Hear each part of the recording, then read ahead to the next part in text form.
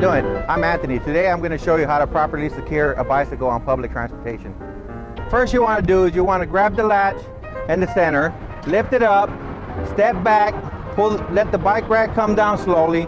There's room for 3 bicycles. You board your bicycle in the front of the bike rack. You look for traffic. You pull it out, put it on the top, secure for the safety.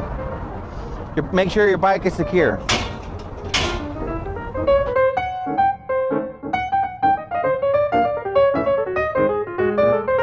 If you have a bicycle on the bike rack, you never want to exit the rear of the coach.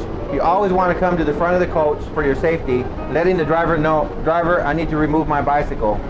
If you're the last bicycle on the bike rack, you want to make sure the latch will be up in this position. Pull it up, drop it down, secure it, pull your bicycle off, grab the latch, pull it out, and lift it up.